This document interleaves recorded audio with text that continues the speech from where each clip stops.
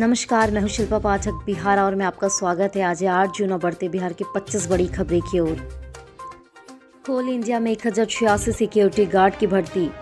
कोल India में सरकारी नौकरी की इच्छा रखने वाले उम्मीदवारों के लिए अच्छी खबर है। जी हां, भारत सरकार की महारत्न कंपनियों में से एक कोल इंडिया लिमिटेड की subsidy company Eastern Coalfield Limited security guard male के पदों पर भर्ती के लिए इंटरनल नोटिफिकेशन जारी किया गया। कोल इंडिया एसीएल सिक्योरिटी गार्ड भर्ती 2021 नोटिफिकेशन के अनुसार आवेदन के इच्छुक उम्मीदवार एसीएल की ऑफिशियल वेबसाइट easterncoal.gov.in पर उपलब्ध कराए गए एप्लीकेशन फॉर्म के माध्यम से आवेदन कर सकते हैं। उम्मीदवारों को नोटिफिकेशन के साथ दिए गए एप्लीकेशन फॉर्म को पूरी तरह से भरकर मांगे गए डॉक्यूमेंट्स के साथ इसे पते पर 15 जून 2021 तक अपने संबंधित एरिया के साथ वर्कशॉप में जमा करना होगा। आरंभ में उम्मीदवारों को 6 माह के लिए ट्रेनिंग के तौर पर ट्रेनिंग लेनी होगी। बिहार को 1454 अफसर मिले, बीपीएससी फाइनल रिजल्ट जारी। बिहार लोक सेवा आयोग ने 64वीं संयुक्त परीक्षा का फाइनल रिजल्ट जारी कर दी। इस अभ्यर्थियों को बेसब्री से इंतजार था और कोरोना की वजह से इसमें देरी हो रही थी। 2017 में इसकी प्रक्रिया शुरू कर दी गई। फाइनल रिजल्ट आने में 4 साल का समय लग रहा है।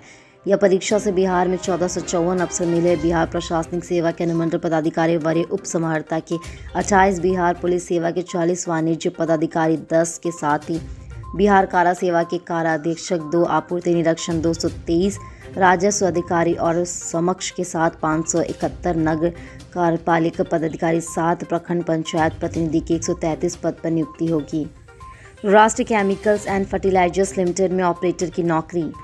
राष्ट्रीय केमिकल एंड फर्टिलाइजर्स लिमिटेड ने ऑपरेटर ग्रेड के पदों पर भर्तियों के लिए नोटिफिकेशन जारी कर दिए। इन पदों के लिए अभ्यर्थी RCLF की आधिकारिक वेबसाइट www.refill.com के जरिए आवेदन कर सकते हैं। जारी नोटिफिकेशन के अनुसार कुल रिक्त पदों पर भर्तियां की जाएगी। ऑपरेटर ग्रेड इन पदों पर आवेदन करने वाले अभ्यर्थी पास किसी भी मान्यता प्राप्त विश्वविद्यालय से BSc की डिग्री होनी चाहिए। अभ्यर्थी इस भर्ती से शैक्षणिक योग्यता आदि की जानकारी के लिए जारी नोटिफिकेशन को पढ़ सकते हैं। आयु सीमा इन पदों के लिए 36 वर्ष से अधिक नहीं होनी चाहिए। अधिकतम उम्र की सीमा में OBC वर्ग के अभ्यर्थियों को 3 वर्ष, SC/ST वर्ग में 5 वर्ष की छूट दी गई है। देश में 1.01 लाख नए मरीज मिले, 1.73 लाख ठीक हुए। देश में रविवार को कोरोना के 1,01,149 मामले सामने आए। यह आंकड़ा पिछले 62 दिनों में सबसे कम रहा है। इससे पहले 5 अप्रैल को 96,563 लोगों ने कोरोना रिपोर्ट पॉजिटिव पाई गई, जिसमें 24 घंटे में संक्रमण की वजह से 2,444 लोगों की मौत हुई। देश में करीब 45 दिन बाद रोजाना मौतों का आंकड़ा 2500 से नीचे आया है। इससे पहले 22 अप्रैल को 2,257 लोगों की मौत हुई थी। राहत की बात यह है कि बीते दिन 1,73,831 लोगों ने कोरोना को मात दी। इस तरह एक्टिव केस यानी इलाज करा रहे मरीजों की संख्या में 75,151 की कमी रिकॉर्ड की गई है। बिहार में मिले महज 920 नए केस। पिछले 24 घंटों के दौरान बिहार में कोरोना के 920 नए केस मिले। इसमें जहानाबाद और शेखपुरा में सिर्फ एक नया केस मिला है। इधर पटना में भी केवल 57 नए केस मिले। राज्य में पटना सहित 3 जिले ऐसे हैं जहां से नए कोरोना पॉजिटिविटी की संख्या 85 ऊपर मिली है। इसमें 24 घंटों के अनुसार 10,08,933 सैंपलों की जांच की गई। सुपौल में 26 के साथ ही 52 और मधुबनी में केस पाए गए हैं। साथ ही इसके कटिहार और मुजफ्फरपुर में 50 नए कोरोना पॉजिटिव पाए गए हैं। जिन जिलों में 10 से कम नए कोरोना पॉजिटिव पाए गए इनमें से अरवल में 8, औरंगाबाद में 9, बांका में 4, भोजपुर में 9 और बक्सर में 7, जमुई में 8, जहानाबाद व शेखपुरा में 1, कैमूर में 7, खड़किया में 6, नवादा में 9, रोहतास में 5, शिवहर में 8 और सीतामढ़ी में 7 और पश्चिम चंपारण में 7 नए पॉजिटिव शामिल हुए हैं। घर बैठे ऑनलाइन मिल जाएगा जमीन का खतियान, नक्शा व कागजात।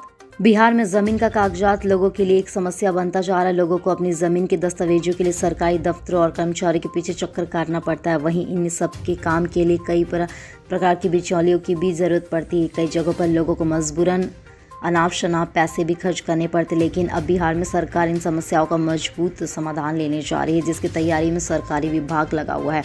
अब लोग घर बैठे ही ऑनलाइन अपनी ज़मीन पर का दस्तावेज निकाल सकेंगे। राजस्व भूमि सुधार विभाग अपने अंचलों में बने रिकॉर्ड रूम के संचालन की नियमावली तैयार कर रहे हैं। यह नियमावली अगले महीने एक तरह तैयार हो जाएंगे। नियमावली के तहत लोगों को रिकॉर्ड रूम में रखी ज़मीन के दस्तावेज उपलब्ध कराए जाएंगे। लोगों को कर्मचारी के पीछे दौड़ लगाने से छुटकारा मिल जाएगा। बिहार गृह विभाग क्राइम कंट्रोल को एक्शन में डीएम।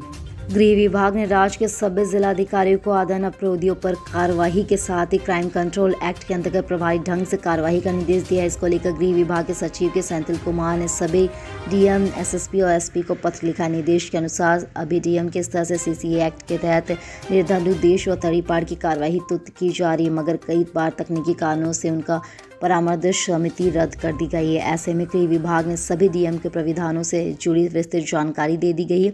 वैसे सीसीए एक्ट पर या सभी अन्य कार्रवाई से पहले अपराधी को चिन्हित कर नोटिस देने को भी कहा गया। नोटिस के साथ ही जाने वाली कार्रवाई के आधार पर संलिप्त में उल्लेख करना होगा। नोटिस पाने वाले व्यक्ति को अपने समर्थन के साक्ष्य और गवाह प्रस्तुत करने का अधिकार होगा। 9 जून से धीरे धीरे अनलॉक हो सकता है बिहार। 8 जून की रात 12 बजे तक लॉकडाउन 4 लागू है। इसके पहले सरकार व अनलॉक पर मंथन लगा रही है। जी हां, सोमवार को सभी जिलों के डीएम से फीडबैक लेने के साथ वरीय अफसरों ने विचार विमर्श किया। हालांकि मंगलवार को आपदा प्रबंधक समूह की बैठक में इस पर अंतिम फैसला होगा। आज को अपराह्न 11:30 बजे लॉकडाउन को लेकर बैठक बुलाई गई है। नए आदेश में दुकानों को खोलने के लिए अधिक समय मिल सकता है। 9 जून से रात 8 बजे तक दुकानों को खोलने की छूट दी जाती है। 9 जून से सभी तरह के प्रतिष्ठानों को खोलने की छूट दी जा सकती है। हालांकि इस दौरान पहले की तरह नाइट कर्फ्यू लागू रहेगा। इसके अलावा निजी कार्यालयों को भी कुछ शर्तों के साथ छूट दी जा सकती है। सरकार की सोच की धीरे धीरे अनलॉक किए जाए ताकि बाजार और सार्वजनिक स्थलों पर बेवजह की भीड़ ना हो सके। फिलहाल स्कूल, कॉलेज सहित शैक्षणिक स्थान बंद रहेंगे। 10वीं और 12वीं बोर्ड परीक्षा का रिजल्ट बनाने व एडमिशन प्रक्रिया शुरू करने के लिए कॉलेज और उच्च शिक्षण संस्थानों को समिति छूट दी जा सकती है। इसके अलावा व्यापार में और छूट दी जा सकती है। मॉल, बाजार और सभी तरह की दुकानों को रात 8 बजे तक खुलने की छूट दी जा सकती है। हालांकि नाइट कर्फ्यू पहले की तरह भी प्रभावी रहेगा। थाने में चल रही थी शराब पार्टी, जांच को पहुंचे डीएसपी। नीतीश सरकार के शराबबंदी कानून का पालन करने वाले ही इसकी धज्जियां उड़ा रहे। पटना में थाने में शराब पार्टी चल रही थी। वीडियो वायरल होने पर पुलिस के वरीय पदाधिकारी के आदेश पर जब सदर डीएसपी संदीप सिंह रविवार को गारीचौक थाने में जांच करने पहुंचे तो मुंशी शराब के नशे में धुत होकर रंगे हाथ पकड़ा गया। डीएसपी ने फौरन मुंशी दिनेश यादव को मेडिकल चेक करवाया और उसे गिरफ्तार कर लिया गया है। डीएसपी संदीप सिंह ने बताया कि छापेमारी में थाने का मुंशी शराब के नशे में पाए गए, जिसे गिरफ्तार कर जेल भेज दिया गया है। वही वीडियो कितना दिन पुराना है, इसकी टेक्नीशियन सेल से जांच कराई जा रही। शराब पार्टी में शामिल लोगों की भी पहचान की जा रही है। इमारत शरिया बिहार, उड़ीसा का झारखंड का अगले अमीर शरीयत कौन? इमारत शरिया बिहार, उड़ीसा और झारखंड के अगले अमीर शरीयत कौन? इसको लेकर अब चर्चाओं का दौर शुरू हो गया। आखिर अब अमीर शरीयत कौन होंगे? यह प्रश्न जांच खास है। इसमें पिछले 3 अप्रैल को हिंदुस्तान के महफूल आलिमुद्दीन वख्यात इस्लामिक स्कॉलर व इमारत शरिया के साथ ही बिहार, उड़ीसा और झारखंड के अमीर शरीयत मौलाना सैयद मोहम्मद वली रहमानी अलीह की मौत के बाद से अमीर शरीयत का पद खाली है। ऐसे में लोगों की निगाह अब अगले अमीर शरीयत कौन, इसे लेकर टिकी हुई है। आपसी विचार विमर्श का दौर शुरू हो गया है और हमारा अगला अमीर रशियत कौन होगा? इमारत रशिया के नियमानुसार अमीर शरीयत के इंतकाल के बाद 3 माह के अंदर अमीर शरीयत का चुनाव होना जाना है।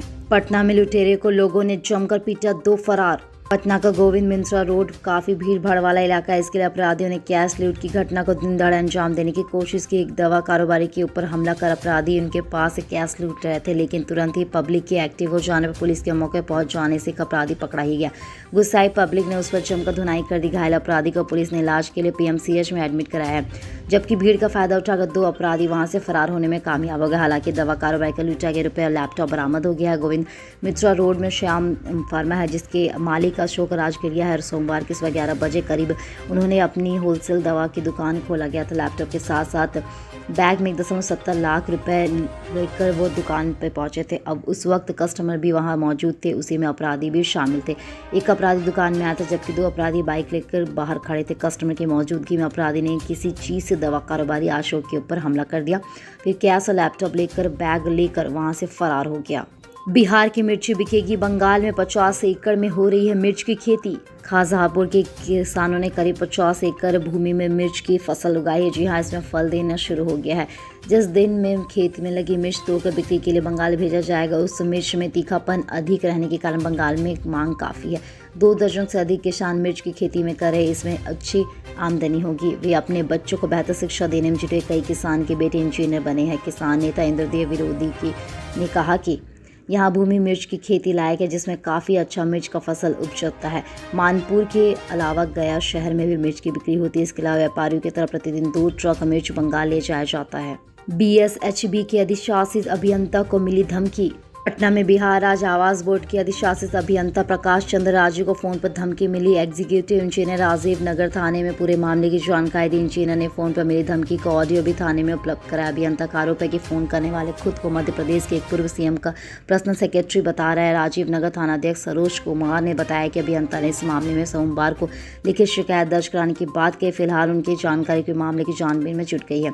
दरअसल बिहार राज्य आवास बोर्ड ने सुनील सिंह नामक एक शख्स के खिलाफ राजीव नगर थाने में फायरिंग और सरकारी जमीन पर कब्जा करने को लेकर दर्ज किया गया है केस, जिसके बाद सुनील सिंह को राजीव नगर थाने के पुलिस ने गिरफ्तार कर जेल भेज दिया। धमकी का यह मामला इसी गिरफ्तारी से जुड़ा हुआ बताया जा रहा है। मुजफ्फरपुर में चमकी बुखार का कहर।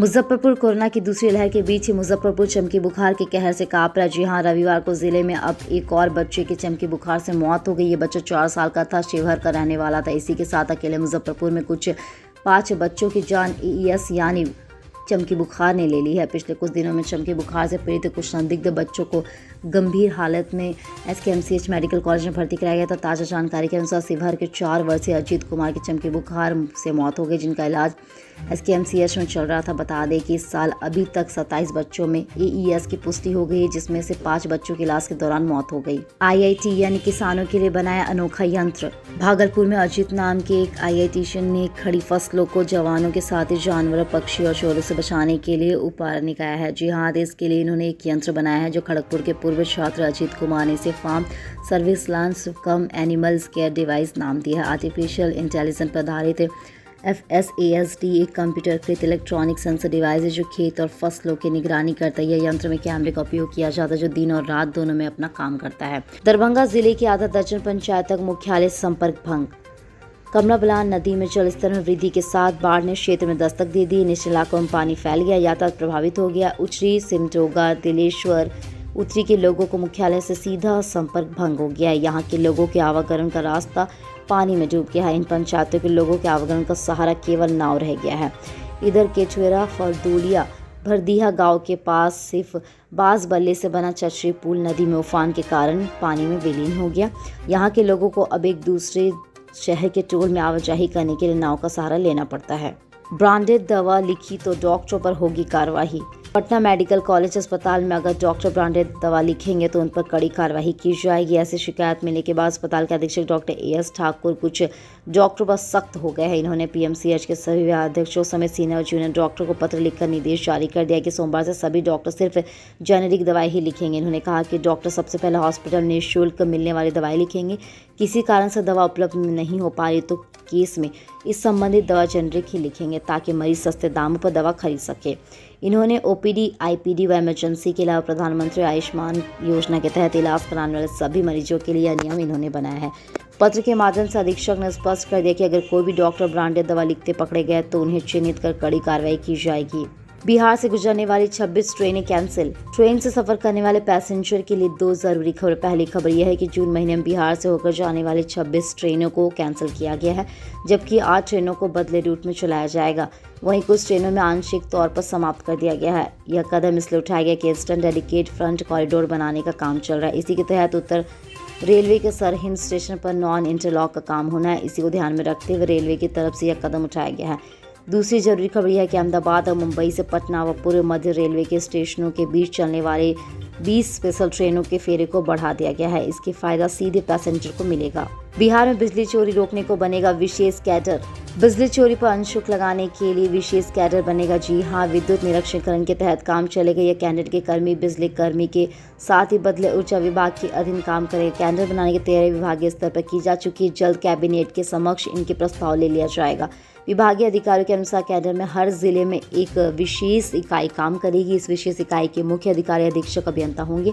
उनके अधीन कार्यपालक अभियंता, सहायक अभियंता या कनीय अभियंता होंगे। इंजीनियरों के अलावा चतुर्भुज वर्गीय कर्मी और डेटा एंट्री ऑपरेटर भी करेंगे। इन सभी पदों को मिलाकर राज्य भर में 300 से अधिक लोगों की बहाली की जा सकती है। नाम के अनुसार कैडर का काम भी होगा।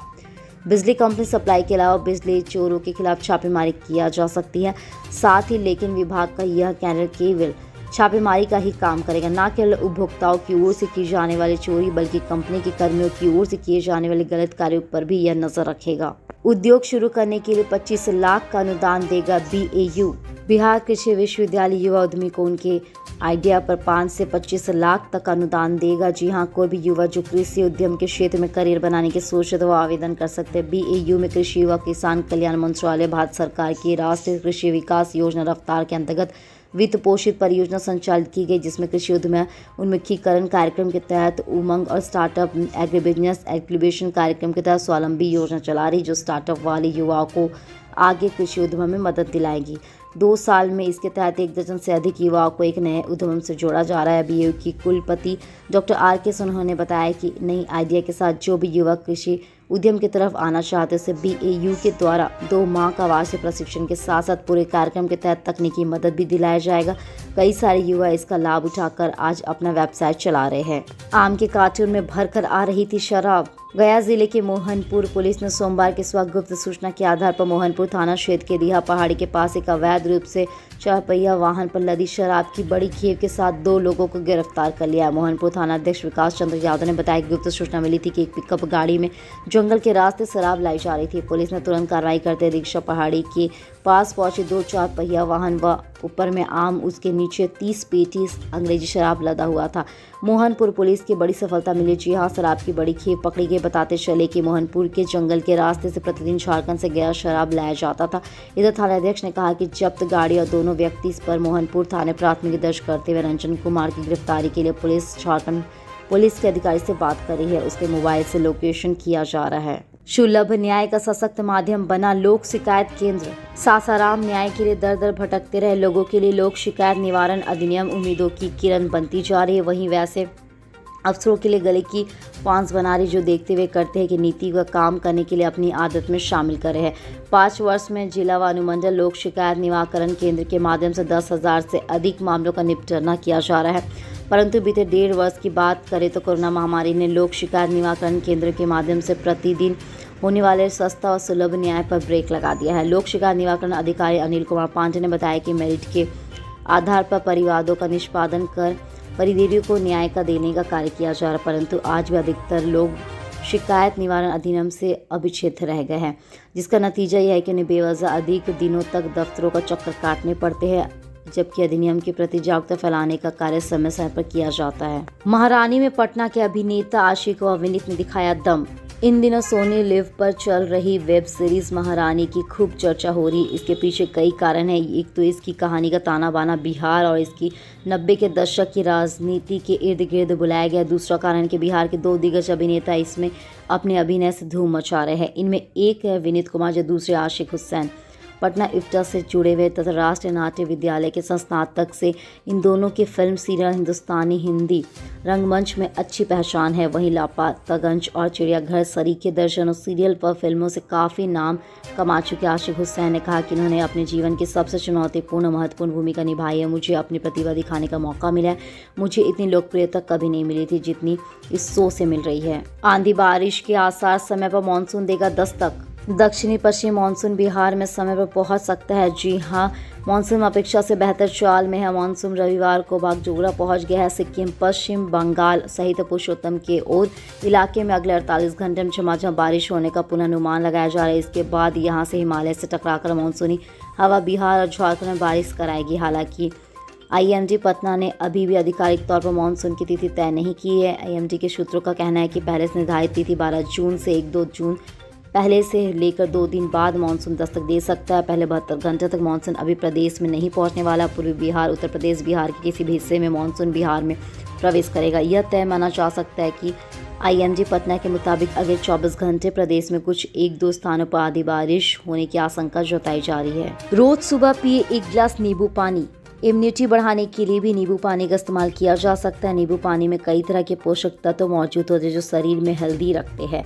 वहीं खाली पेट नींबू पानी पीने से वजन कम करने में मदद मिलती है और पेट की समस्याओं से भी दूर किया जा सकता है। गैस की समस्या से पीड़ित लोग सुबह हल्के गर्म पानी में नींबू का सेवन करें। सुबह खाली पेट नींबू पानी पीने से कई बीमारी को दूर किया जा सकता है। नींबू में विभिन्न विटामिन और मिनरल्स मौजूद होते हैं।